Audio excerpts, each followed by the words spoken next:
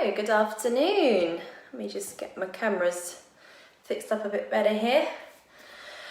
Alright, so I'm streaming live in the Facebook community group and also on Instagram. Hello, there's people joining us already. Let's have a little wave. Hello, Samantha on Instagram.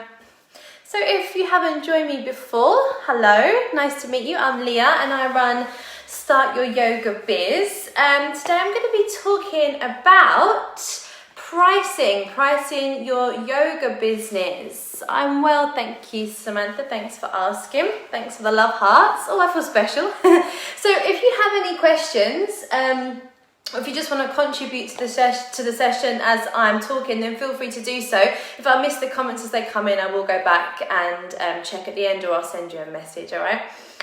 So yeah, it's uncomfortable, isn't it, to talk about pricing and money and stuff. I've noticed that is something that is reoccurring with people that I coach on a one-to-one basis. Is people are always a little bit shy to ask for money, you know, even though if you write down the amount of money that you have invested into your training and your business, it's probably quite shocking that you don't want to, you know, increase your price by £5 or £10 an hour. But I know for a lot of yoga teachers or wellness professionals that it is a little bit uncomfortable having that financial exchange. So I'm actually going to start today's session by just sharing an experience that I had personally this year. So I actually don't really teach that many private students anymore. Like, things have changed since lockdown, but I kind of have like two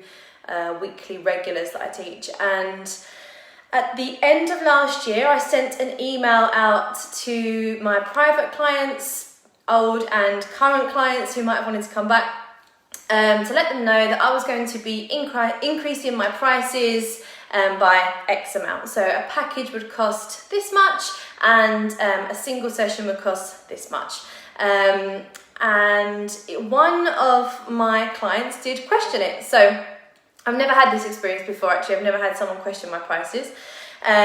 When I went for my session, she asked me, did anybody question your choice to increase your prices? And I said no. At this time, I'd increased my prices for my private sessions and also for my group sessions. And she said, oh, I did find it a little bit strange because your overheads haven't increased when you come to my house. And I said, oh, okay, yeah, I can see why you would think that. What did you take into consideration there? And she said, well, you don't pay anything, do you? Because it's my house, so I pay all the overheads. You just come here. And I said, yeah, okay, I can understand that. Then I did explain to her, well, did you take into consideration my business insurance fees go up every year, my car insurance that I have to pay, the road tax, the fuel, the cost to run my car, the use of the equipment that I bring and I change every couple of months to keep it fresh, the music subscription that I pay so you can have music in the class, essential oils and incense that I bring with me. And she just was kind of stunned and she said, oh yeah, I suppose I didn't take that into consideration. Yeah, okay, it makes sense. Yeah, you do need to increase your prices, okay? I'm just going to give you a little wave, guys. I can see a few more people joining the group. Hello. So it's really important that we do take into consideration our overheads when we're pricing our business. Now, I know when we set up our business, whether it's group classes or it's one-to-one classes, we all check the local rates, don't we? You know, what everyone else is charging for their group sessions or their private sessions or their workshops, so that we can kind of keep an average price. And my thought on this is, why is there an average price? Why was that average price set? And who set that price, you know? Who in your area started that and said, okay, I'm going to charge this amount, and everyone just followed suit? Does that make sense? If anything, when you're pricing yourself and you're looking at an average price or the local price for people in your area, look at what they are offering look at, you know, all the training that they've had. You might find there's a teacher who's been teaching and training for 10 or 15 years and they're still charging the same amount as when they first started their business. And isn't that crazy? So why would you come in at this point in, you know, the financial world and charge the same amount? Like, if that teacher's been earning that for a long period of time and they're happy with it, that's fine, but it doesn't mean that you need to charge the same amount. And always keep in mind that you don't have to be affordable, okay? There will be affordable classes. I've spoken about this a lot in blogs and other videos. There's free yoga everywhere. Some people offer free yoga classes. There's free yoga online. There's free yoga in books. You can hire DVDs from the library. There is free yoga. You don't have to be cheap or in the affordable bracket to make you a better yogi. You're not a better human for undervaluing yourself, okay? So some things to take into consideration when you are pricing your business. Write down all of your overheads. So I'm just thinking off the top of my head, aside from hall hire and travel costs, because they're two big ones, aren't they? You know, venue hire if you hire a studio or a hall, if you use petrol or public transport, or you use your car to get to a venue, and your equipment that you might take with you. Think about anything off, like online, that you use as well. Any software. So I use a digital. So I'm just seeing the comments coming. I'll get to those in a second. I use a digital mailing platform. I use MailChimp, which I pay for. Okay, that's a communicative thing for me and for my students. Like, you get freebies for being a part of my mailing list, but I pay for that. Okay, Spotify. Do you use Spotify? Do you use iTunes? Maybe you use MP3s that you've downloaded from CDs. Like, this is all has to be paid for. I use a booking system that I pay for. I pay merchant fees to PayPal and Stripe for bookings, okay? So all of this stuff, this has to be covered before you're making a profit. Does that make sense? So even if your overheads for like your business administration stuff is between, I don't know, 50 and £100 maybe as a startup business, that needs to be covered monthly before you make a profit. And for some of us, if you're kind of undercharging your hourly rate, that might mean that you work 2 or 3 hours, or you teach 2 or 3 sessions to cover that. That could be a whole day's work to cover your monthly overheads. Does that make sense? I hope it does. Let me just read some of these comments that are coming in. Yep. So, a set price for classes. Asked to offer classes for a local spa and asked them a price. I gave them both in person and online option for corporate and person.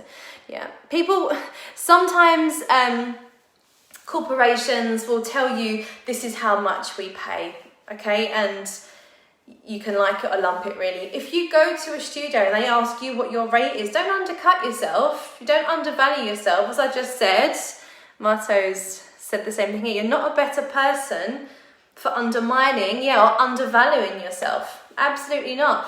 I had a conversation actually not too long ago with another studio owner, a friend of mine, and she said, it's weird when we put it in this like yogic context. She said, I think it's very yogi to make sure that you're taken care of. Like, how can you take care of the people if you're stressed about your finances and your financial position? And it's true, right? So you need to make sure that you're taken care of, that your financial overheads are covered, both in your business and in your personal life, for you to be able to turn up and give the best version of yourself and your knowledge that you can without feeling stressed. You need to be well. You need to make sure that you are taken care of, okay? We give a couple little waves here for anyone that's joining us. No one's waving to me on Facebook. It's okay, I'm not offended. So I'm just talking here about, mainly group sessions and one-to-one sessions. Bear in mind right now, especially if you're in the UK, we have a limit to how many people we can have in a group class. So If your prices need to go up a little bit in order to cover your costs, your students from before will either understand that and they will come with you, or maybe they'll decide to take one of your online practices instead, or maybe you're just not the teacher for them. I think increasing your class prices by £1 when you're coming out of a global pandemic and you've managed to keep your little business afloat all this time, if someone quibbles £1 or so for your service, for the class that they loved before, you've got to let those people go. A bit harsh, isn't it? I feel like I'm losing light here on Instagram, so sorry guys if I go a bit dark. Yeah, so we're just talking about group classes and one-to-one classes and making sure that the overheads are covered and factored into what you want to earn. So quite often, and I'm sure I probably have said it before as well, you'll hear someone say, charge what you're worth. But the problem with that, especially in our industry, is that we can undervalue ourselves on a personal level as well. If you're a newish teacher or you're setting up a new business, maybe you're coming out of the studio model and you're setting up your business now, which is great, that's amazing. You might start thinking, well, I'll go in a little bit cheaper because if I'm less expensive than everyone else, I'll just find my ground first, I'll find my people, and then I can start to climb the financial ladder. The problem with that is increasing your prices afterwards when you've set your tribe is quite difficult.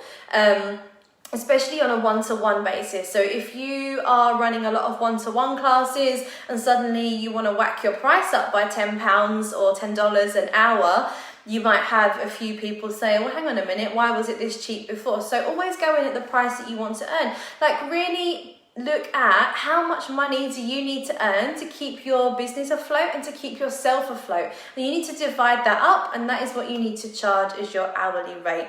Remember that your hourly rate that you earn when you teach a class and when you go to a one-to-one student, you know, you don't earn that. That's not an hour's rate for you. That's your travel there and back. That's your lesson planning. That's the time it took you to make your playlist. That's time you spent on Amazon finding the right essential oils to take with you. You know, take all that into consideration and start thinking on a kind of wider angle here, thinking about what do I want to earn monthly rather than what do I want to earn per hour. And that can kind of give you a greater vision of how much you need to be earning per class or per session that you teach. I hope that makes sense. Give me some thumbs up if it's making sense. If you feel like I'm talking gobbledygook, then also let me know because I'll break it down. I know that I ramble.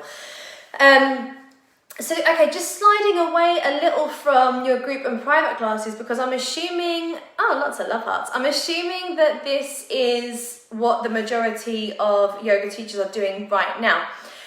Now, you're going to have to take the same principle into when you are pricing for workshops and retreats. Now, these are bigger events. They're going to have a lot more overheads. So this is really important. This is a really important part of not just fixing a price point because everyone else is doing it. Okay.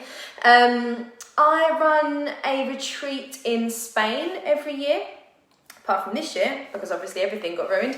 And I remember when I was looking at setting up my retreat and kind of my price point, it took me about I'd say 3 months to gather all the information and know how much I was going to need to spend and how much I was going to need to charge. When I was looking around at similar events that were going to happen in the area, I'd say it's kind of a luxury villa. It's not really like your spit and sawdust kind of retreat house.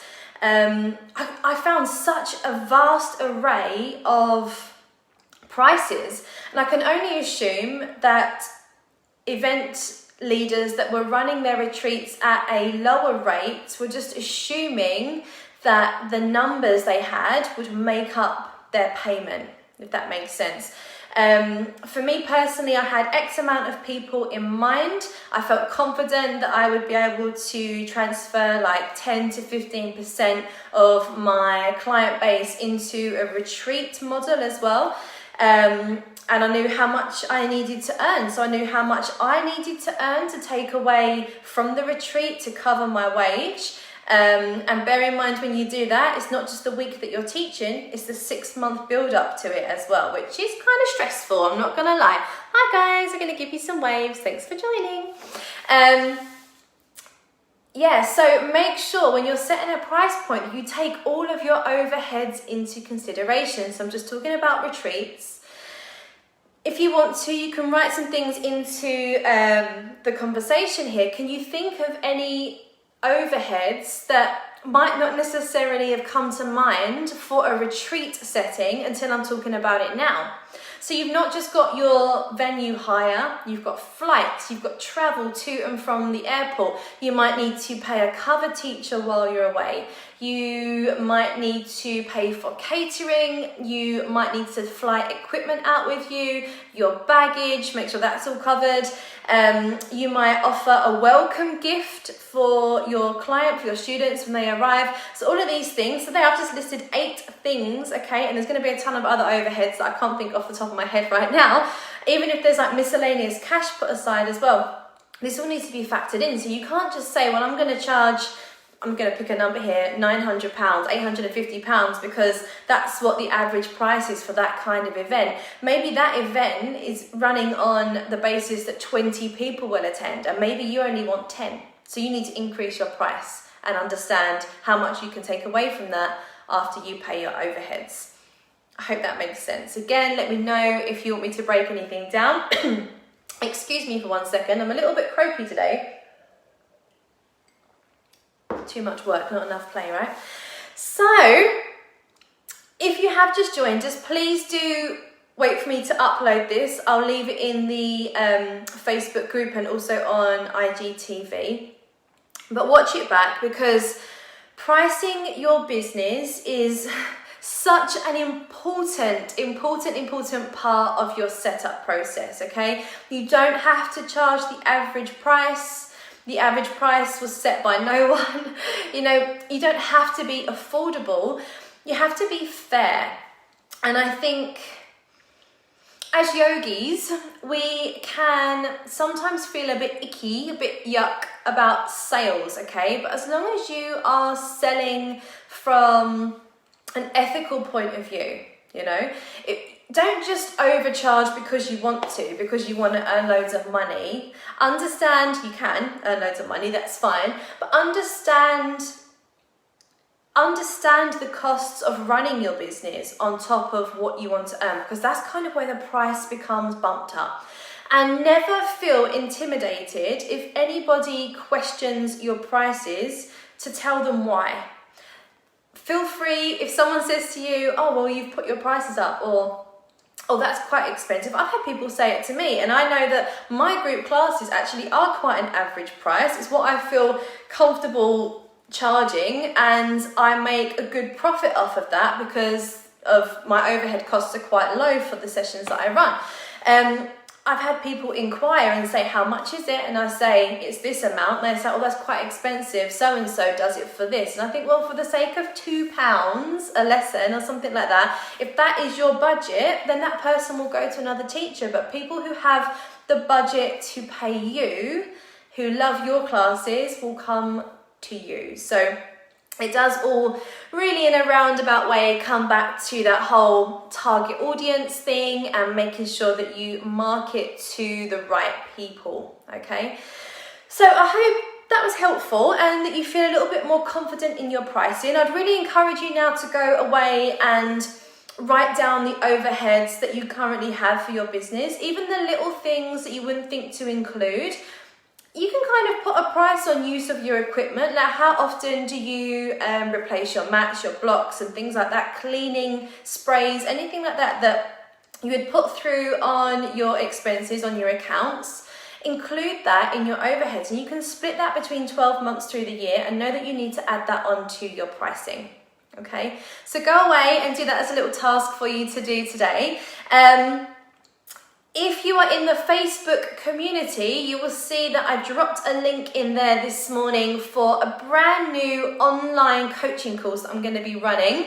Date to be confirmed, but I'm going to be launching within about the next 5 or 6 weeks. as I frantically get everything together and everything uploaded. So if you feel like you could do with a little bit of help piecing together all of these elements of business, if you pop your email address into that link that I added to the Facebook group, you'll be added to the list to receive the details first, and you're also going to get £100 off the course when I open it for bookings, all right? So if you're not in the Facebook group, you can go into the link tree in my Instagram and you can find the community there to come over and join us. So thanks so much for joining me, guys. I'm really enjoying these sessions with you. I'm not here next week, but I will be back the week after, okay? Have a really great afternoon. I'll see you soon. Take care. Bye.